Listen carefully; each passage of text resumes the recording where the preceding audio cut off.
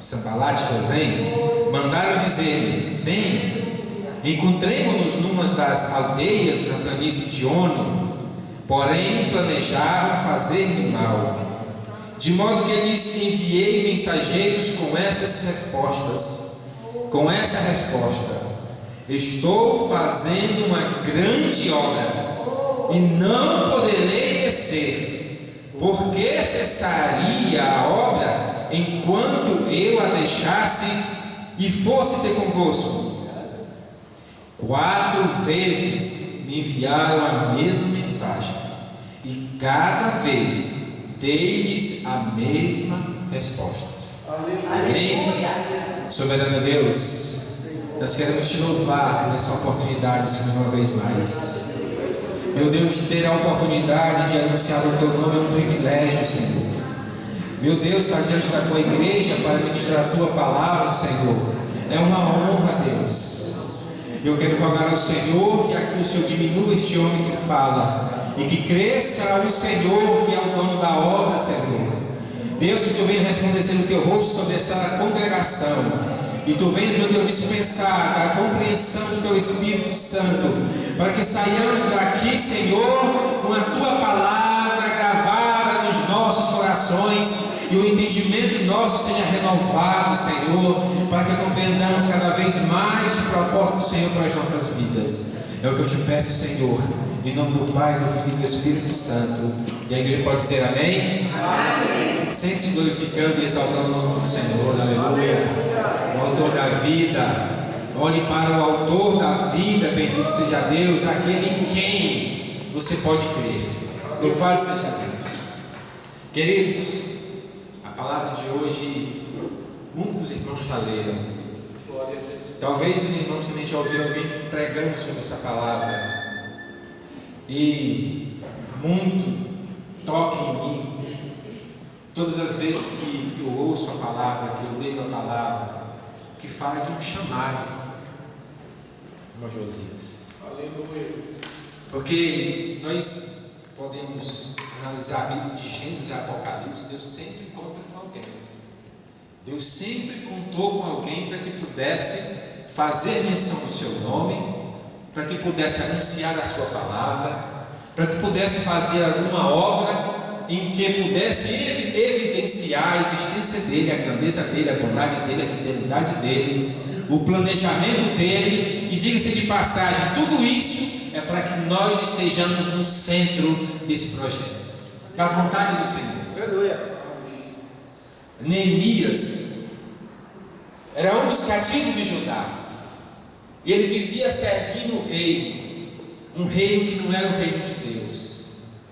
E aqui, queridos, a gente começa a poder se perguntar: quando Deus te chama para uma obra,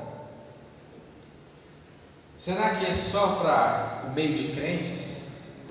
O ambiente que Deus vai te chamar, vai te levar, será que é só para onde tem crentes?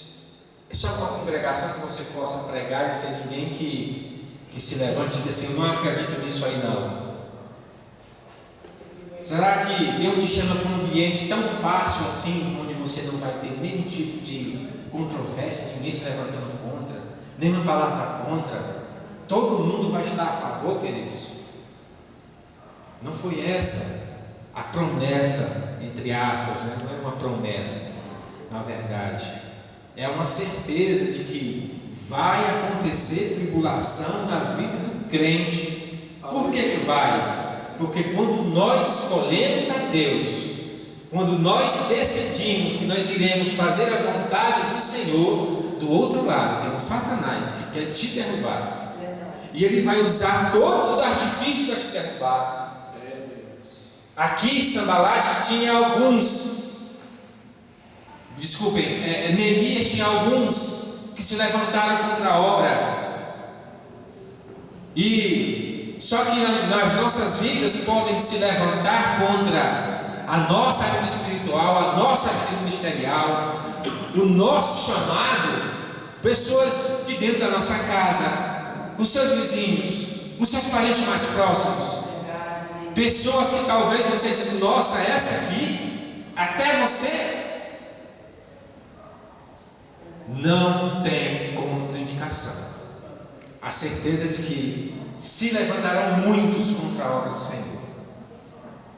Mas o que Neemias nos ensina aqui nessa noite é que onde ele estava, para onde ele foi levado, a quem ele servia, todo o ambiente que ele viveu ou vivia ou continuou vivendo, não foi o suficiente para tirar o foco do seu planejamento. Aleluia. Não foi o suficiente para tirar o foco do Senhor. Aleluia. E se você analisar a vida de Neemias, ele não foi alguém que disse assim: Neemias, Deus tem um projeto para ti, vem cá, deixa eu te ungir aqui, você vai ser consagrado isso, e você vai fazer aquilo. Não foi assim, queridos. Neemias simplesmente se levantou porque um dia, só fazer lembrar aqui de novo, um dia ele estava esperando receber uma boa resposta, uma boa lembrança, dizia assim: nossa, eu sei que lá em Jerusalém já deve estar top. O povo que já desceu de volta para Jerusalém, que já retornaram para lá, eu sei que já construíram o templo, eu sei que já fizeram algo novo, eu sei que o nome do Senhor está sendo glorificado ali, mas deixa eu confirmar, deixa eu me alegrar com meu irmão.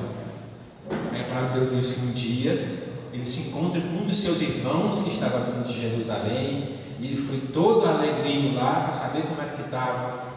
Só que a resposta não foi boa. A resposta foi dizer o seguinte: olha, a nossa igreja se desviou. Os homens que nós poderíamos contar não se levantaram o suficiente para erguer o templo, levantar os muros, para colocar as portas e portais, para dar de volta a Jerusalém toda aquela glória que ela tinha antes de ser cativa. E isso entristeceu profundamente o coração de Neemias. Glória a Jesus. Eu quero dizer para os irmãos que Deus, quando Ele quer chamar alguém para a obra, Ele não tem necessidade de dizer assim: vem para a obra. Muitas das vezes somente algo que te inquieta é o suficiente para você adentrar nessa obra, família, e não sair de lá até morrer, porque foi Deus que colocou no teu coração o desejo de fazer. Se tem algo, irmãos, que é muito equiparado a um chamado, é um desejo. É um desejo de fazer algo para Deus. Aleluia. É muito próximo ou equivalente ao chamado do Senhor. Se nós olharmos a palavra de Deus, Deus já tinha um propósito na vida de Moisés. No entanto, o que despertou ele para aquele povo, irmã Miriam, foi ver aquele povo ser humilhado, foi ver aquele povo ser maltratado. Um povo que fazia tudo pelo Egito era maltratado. Não comia direito, não se vestia direito, não dormia direito, não tinha sossego, nem descanso, nada. Não podia nem adorar o Deus deles. Mas aquilo despertou em Moisés uma ira, e aquilo foi o suficiente para Deus dizer: começou.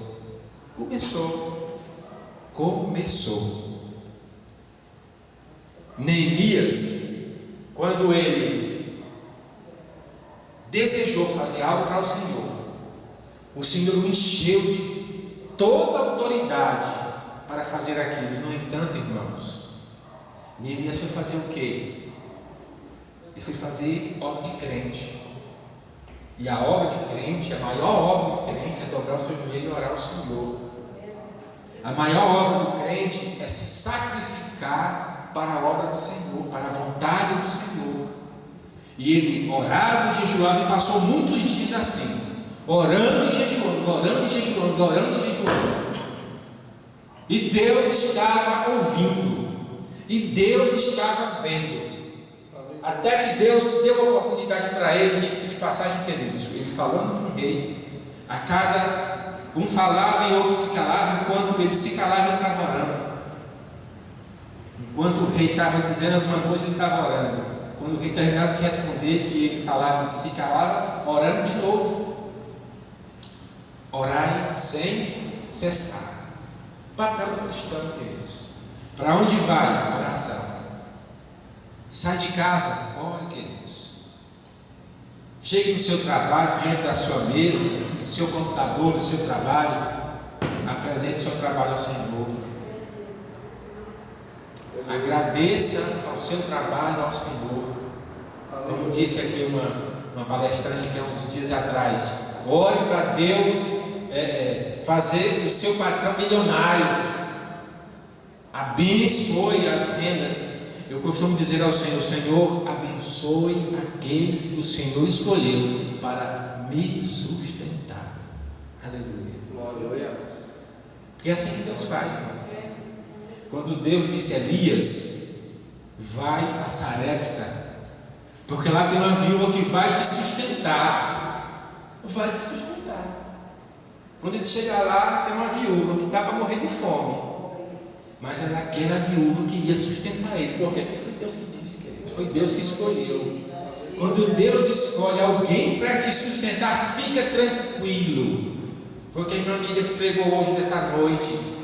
Deus escolheu alguém para te sustentar. Ore por ele. Interceda por essa bênção, queridos. Muitas das vezes você não vai ver nada de crente nesse abençoado. Nada. Não tem temor do Senhor, não tem nada. Mas é como diz aqui a palavra de Deus. Lembra daquele juiz iníquo que fala a palavra do Senhor com aquela viúva? Ele disse: olha, ainda que eu não tema a Deus, que não respeite homem nenhum, eu não acredite em ninguém, no entanto eu vou fazer logo a vontade dessa mulher, que é para não me encher mais o saco. E é isso que Deus faz, querido. Deus incomoda para que a vontade dele na vida dos seus filhos seja feita. Aleluia. Então o nosso papel é confiar, aleluia, como nós cantamos aqui. Eu sei em quem creio. E você sabe em quem você tem crido? Em quem você depositou a sua confiança? Em quem você tem guardado o seu tesouro?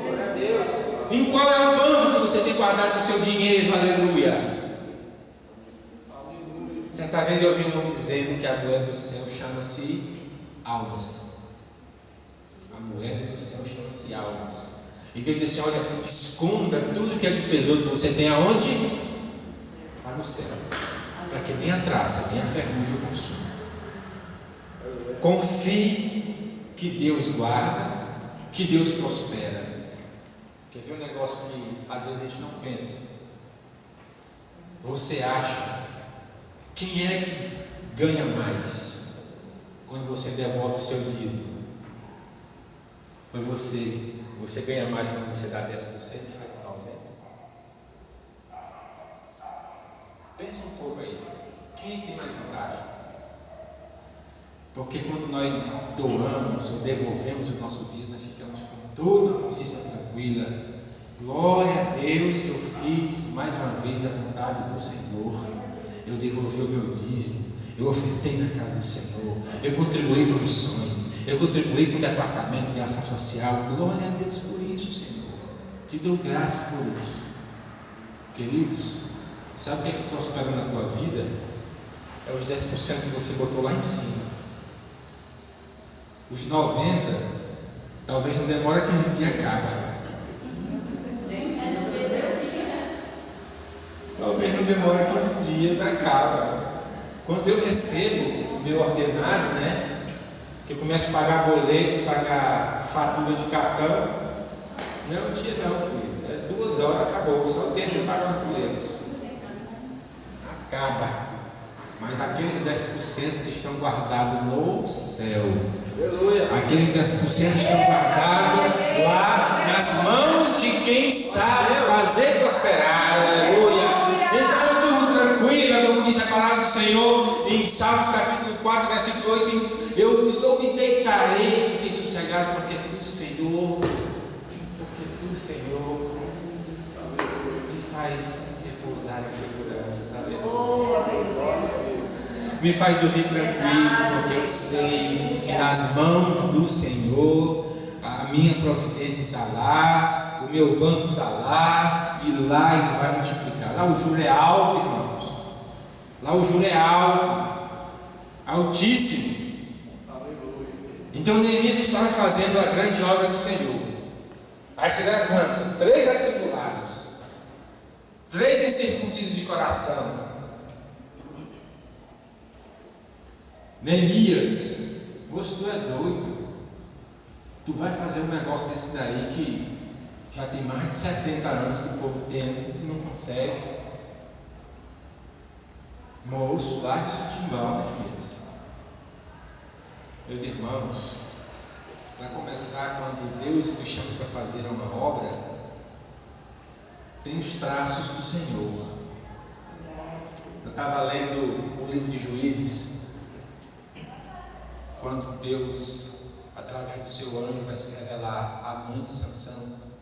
Ela está no campo e o marido em casa. Não sei que inversão de valores era aquela, que eu ficava em casa e a mulher para o campo trabalhar. Mas enfim, ela estava trabalhando e o anjo do Senhor apareceu no meio do campo e disse: olha, eu vim te dizer que você vai ter um filho, mas toma cuidado. Você não pode mais consumir nada que tem origem em videira, nada de uva, porque esse menino vai ser Nazireu de Deus. Ok? Tchau. Fui. E ela ficou toda alegre e correu para o marido. Quando chegou lá no marido, me apareceu um anjo. E ele disse que eu vou ter um menino, mas ele disse o seguinte: olha, eu não posso comer nada de uva, nada que tenha origem em uva, nada, porque ele vai ser um homem chamado de Deus. Aí o homem ficou apavorado. Pronto. E agora? O que é que nós vamos fazer? O que é que você lembra dessa história? O que é que o pai de Sansão faz? Vamos orar para que o anjo de Deus apareça de novo e nos diga agora como é que nós vamos criar esse menino. E aí eles oram, de repente a mulher está lá de novo no campo, o homem longe outra vez. Glória a Deus. E aí, quando ela viu o anjo, ela nem falou mais com ele, correu, foi chamar o marido. Bora, marido, que o homem voltou, o anjo está lá de novo, voltou lá.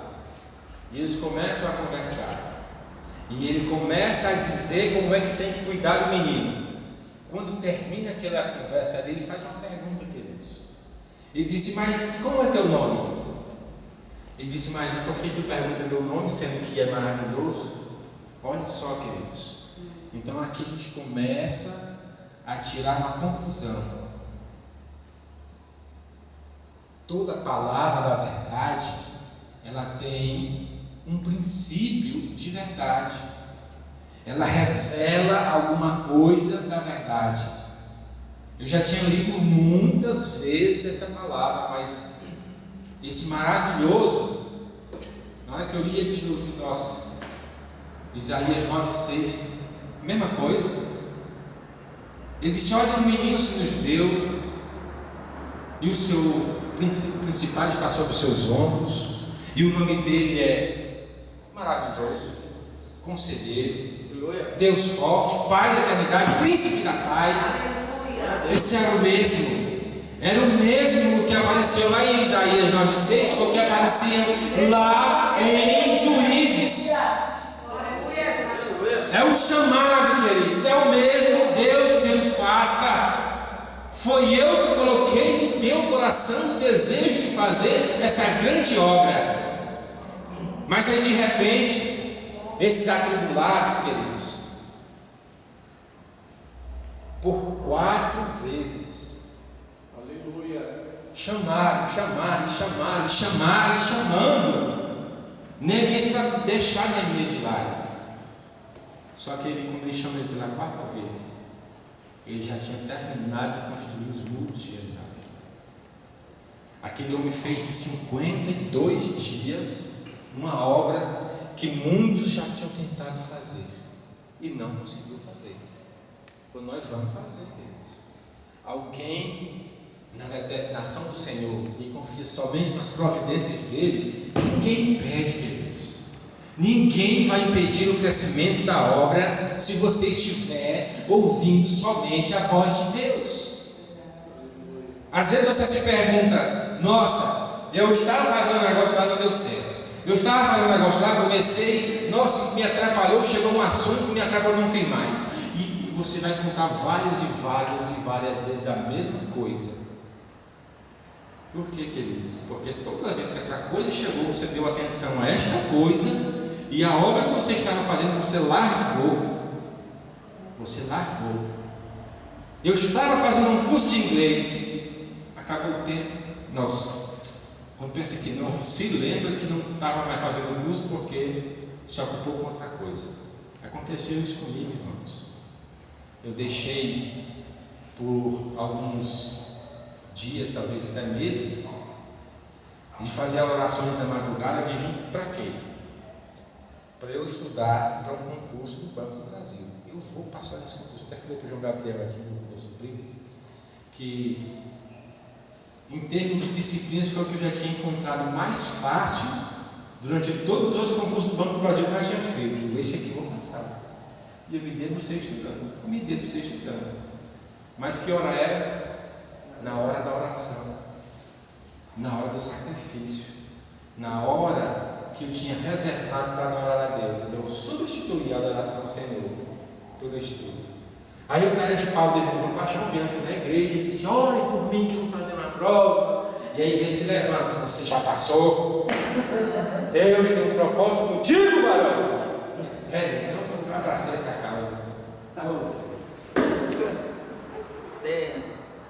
Sangue de Jesus tem poder.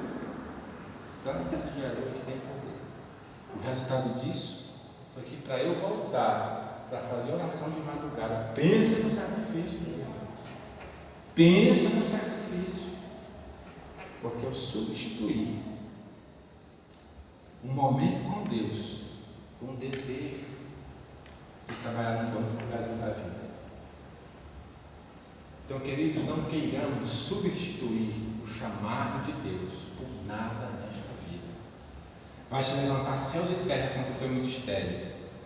Olhe para o Senhor. Vai se levantar a tua família inteira. Tu está errado, João Paixão. Tu está errado, Ricardo. Sai dessa igreja. Sai desse negócio aí que não é para ti. Fique aqui, querido. Não sai daqui enquanto Deus dissesse para você: ô Ricardo, ô Miriam, ô João Paixão, Deus te chamou para ir vincular. Aí você vai, porque foi Ele que te chamou. No entanto, queridos, Deus não é Deus para falar com um, com o outro, não falar com você. Se Deus tem um propósito na tua vida, Ele vai falar com você antes do propósito chegar. Porque é para quando o propósito chegar, você não ter mais nenhuma dúvida. Não tem nenhuma dúvida. Porque como nós temos pregado aqui, todas as vezes que Deus nos dá a oportunidade, o nosso Deus, Ele não é um Deus de confusão. O nosso Deus, Ele é um Deus que onde Ele está, há riqueza de paz. A palavra de Deus te traz paz. A presença de Deus te traz paz. Foi isso que aconteceu na vida de Saul. Ele vivia atribulado porque a presença de Deus tinha saído dele. Mas todas as vezes que Davi ia tocar para ele, vocês acham que era a luz que tranquilizava Saul? Que moça, que nada, queridos. Era a presença de Deus que ele estava. Era o Deus que estava na vida de Davi, que tranquilizava a vida de Saul. Glórias a Deus, aleluia. Observe que todas as vezes que Davi saía de perto dele, ele voltava à tribulação. E aí, queridos, para nós encerrarmos, Neemias ele nos dá uma outra lição de moral. Porque Deus, Ele é um Deus que não é de duas palavras. Ele é um Deus de uma palavra. E todas as vezes que nós duvidamos disso, irmão, nada, a gente sofre. Senhor, confirma. Deus já falou contigo. Aí você vai. Senhor, se for do Senhor, Deus vai confirmar. Aí você espera, e não vai acontecer de novo. Glórias a Deus. Porque Deus já falou. E você está esperando a confirmação de quê e para quê? Deus, quando usou Balaão, Balaque disse assim: vamos lá em Balaão, chama ele para mim, chama ele para eu amaldiçoar esse povo que está aqui aí ao redor da minha terra. Aí chega lá os príncipes de Balaque, disse: Balaão, Balaque está te chamando e ele vai te honrar se você for, ele vai encher a tua casa de ouro se você for, você nunca mais vai passar necessidade. Ele disse: fica aqui, passar essa noite aqui, que eu vou orar ao Senhor, e o que ele me disser, eu farei. Até aqui, homem de Deus. Orou ao Senhor e ele disse: não vai, porque esse povo é meu, é escolhido meu. Você não vai com eles, você não vai falar contra esse povo. Ok, Balaão? Ok, Senhor. Voltou para o povo lá e disse: ó príncipe, fica para Balaque, que eu não vou, porque o meu Deus disse para ele não ir. Foi. Aí pensa que não, Balaque manda outros príncipes mais honrados que os primeiros e disse: ô Balaão, Balaque está te chamando, Balaque está te chamando, meu santo, bora lá, ele vai enriquecer você, nunca mais tu vai passar necessidade.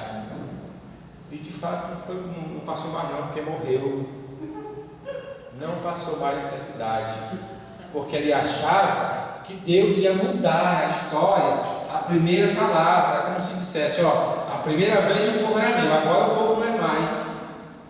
A primeira vez eu estava certo, agora eu me enganei, Balaão, me enganei, agora vai. Mas acontece, queridos, que quando o homem coloca a sua vontade no concurso do Banco do Brasil para passar, ele deixa de enxergar a Deus. Aí acontece que quando o homem deixa de enxergar a Deus, um jumento enxerga. Quando o homem deixa de falar com Deus, o jumento fala. Glória a Jesus. Então eu te convido nessa noite, querido, para você ser resiliente como foi Neemias. Deixe de chamar uma vez, bora congregar conosco naquela outra igreja. Lá você vai ser ungido a diácono, presbítero, pastor ligeiro, porque lá estão precisando. Irmãos, sangue de Jesus tem poder. Nós temos aprendido aqui na nossa igreja, e graças a Deus já houve uma diferença muito grande, né? De disciplina. Era irmão querendo disciplinar irmão, diácono querendo disciplinar diácono, presbítero querendo disciplinar presbítero, pastor querendo dizer: irmãos, todas as vezes que o irmão tenta discipular o irmão, só cria contendo. Deixa o pastor falar, deixa o pastor orientar, deixa o pastor conduzir. Você fale de Deus, cante de Deus, pregue de Deus e deixa o Espírito Santo agir, irmão. Porque nós temos, irmãos, o costume de querer fazer o papel do Espírito Santo. Enquanto a palavra de Deus diz o seguinte: vai lá e prega, vai lá e fala, e só fala e vaza. Vai lá, diga e volta. E às vezes Deus diz: nem pelo mesmo caminho que você foi, você volta. Pega o da frente.